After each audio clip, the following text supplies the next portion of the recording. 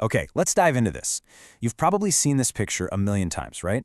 Jesse Owens, the American track star, standing on that Olympic podium in Nazi Germany. It's one of the most iconic images in all of sports history. But the real story, the one that happened before and long after this single moment, is so much more powerful.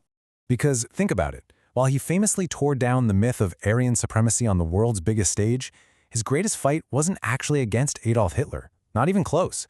It was against the racism in his own country. This is the story of the man behind the legend. All right, so let's set the scene. We're in Berlin, Germany. It's 1936, the Summer Olympics. But you gotta understand, this isn't just some big sporting event. It's a massive, state-sponsored propaganda show. I mean, the Nazis built this colossal 325-acre sports complex, the Reich Sports Field, and they plastered it with swastikas and eagles everywhere. Every little detail was engineered to project this image of a powerful, racially pure New Germany. This was the stage for a global showdown of ideologies.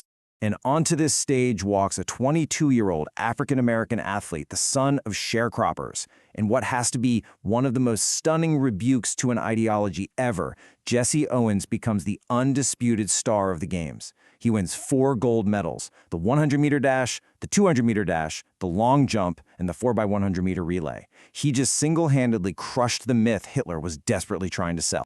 So the question is, how did this incredible athlete even get here? To really understand the man who stood on that podium, we got to go back. Let's rewind the tape all the way to his origins in the deep American South. Jesse Owens was born James Cleveland Owens down in Alabama. As a kid, he was out in the fields picking cotton. His family, like millions of other black families, fled the brutal segregation of the Jim Crow South as part of the Great Migration. They landed in Cleveland, Ohio, and that's where his whole life changed. A coach, a guy named Charles Riley, spotted his unbelievable talent. But here's the thing, Owens had to work a bunch of jobs after school, so Riley trained him in the mornings, before classes even started, nurturing this gift that was about to change the world. And this really shows you the crazy contradiction of his life when he got to Ohio State University. See, on the track, he was an absolute superstar. They called him the Buckeye Bullet. He won a record 8 NCAA championships. But the second he stepped off that track, he was treated like a second-class citizen. He wasn't allowed to live in the campus dorms with his white teammates. When the team traveled, he had to eat carry-out from whites-only restaurants. He was a national hero and a total outcast all at the same time. Now, a full year before his Olympic fame, Owens delivered what a lot of people still say is the single greatest performance in the history of sports. It's an achievement it's almost impossible to wrap your head around.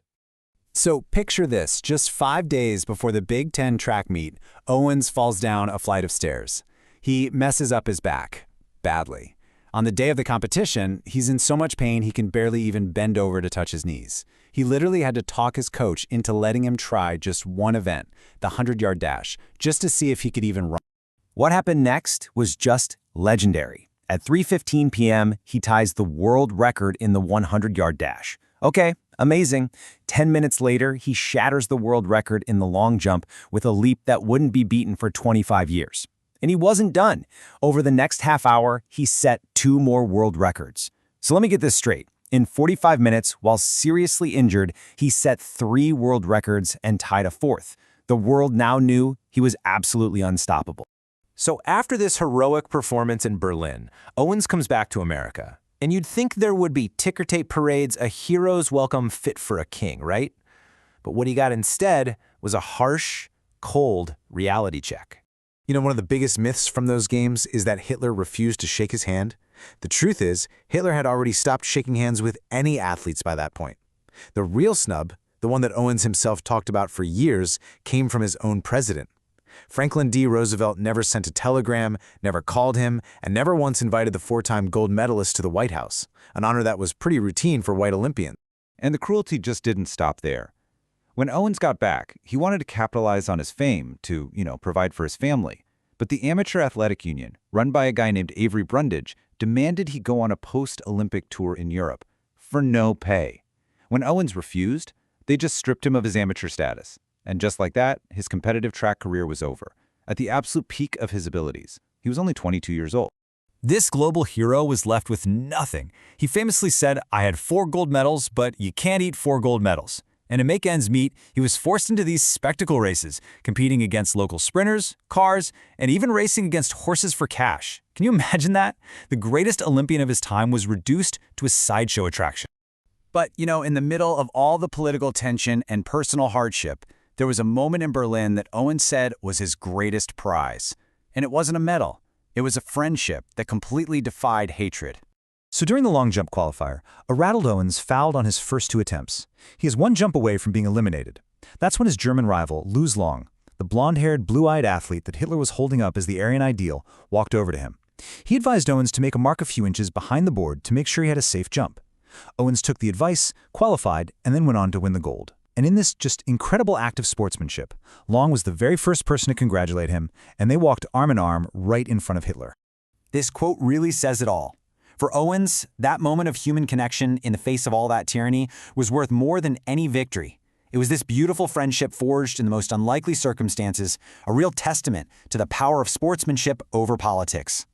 And their bond went so far beyond that one day in Berlin. Luz Long was later forced to fight for the Nazis in World War II, and he was killed in action in 1943. But before he died, he wrote one last letter to Jesse, and in it he asked his friend to one day find his son and tell him about a time when war didn't separate them, to show him what was possible between people. And years later, Owens fulfilled that promise. He found Long's son, and he remained friends with the family for the rest of his life. Decades later, America finally started to give Owens the official recognition he deserved. In 1955, President Eisenhower appointed him a Goodwill Ambassador. In 1976, he received the Presidential Medal of Freedom from President Ford, and after he died, he was posthumously awarded the Congressional Gold Medal. The honors did come, but they came far too late. So in the end, Jesse Owens' legacy isn't really just about the 4 gold medals he won in Berlin.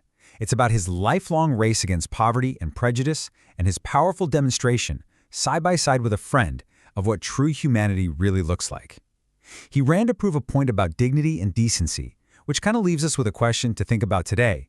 How far have we really run since?